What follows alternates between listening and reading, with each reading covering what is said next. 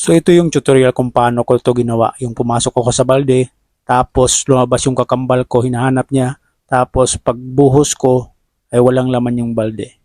So unang first step natin ay gawa muna tayo ng video. Acting lang tayo na parang pumasok sa balde, ganyan. Tapos balik tayo. Make sure lang na nakasteady ang ating camera para hindi tayo mahirapan sa pag-edit. Pagkatapos takbo tayo.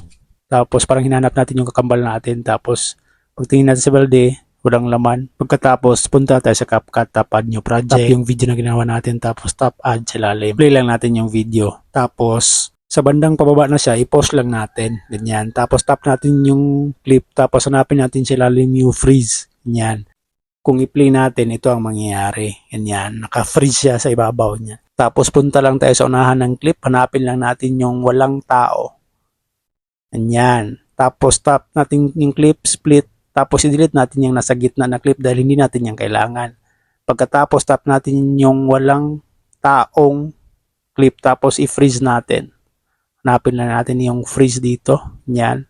Pag na-freeze na yan, may dalawa na tayong clip na na-freeze. Yung walang may tao at saka yung walang tao. Tapos itong may tao ang ating overlay. Hanapin lang natin yung overlay sa ilalim.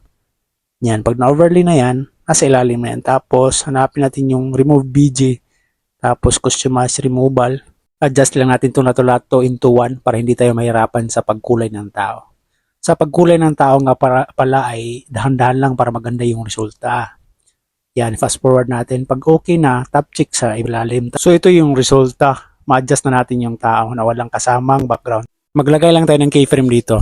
Tapos move forward tayo sa unahan. Tapos paliitin natin yung tao. Yung kasya sa balde. Yan. Matic, may keyframe na yan sa ilalim. Tapos, i-play natin. Yan. Kung napansin nyo, kita pa rin yung tao na sa labas ng balde. Para malinis yan tignan, tap lang natin yung nasa ibabaw na clip. Tapos, hanapin natin yung duplicate. Yan. Pag na-duplicate na yan, i-overlay lang natin. Tapos, ilagay natin sa third layer. Ganyan.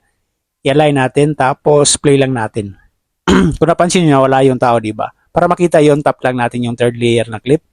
Tapos, hanapin natin yung mask. Tapos, piliin natin yung horizontal, tapos invert. I-align lang natin yung mask sa may bandang ibabaw ng balde. Tapos, tap check pag okay na.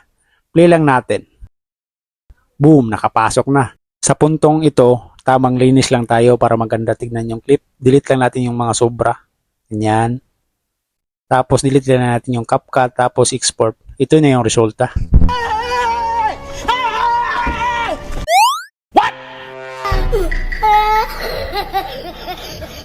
Kung nagustuhan mong tutorial na ito, paki-follow naman ang page ko. Salamat!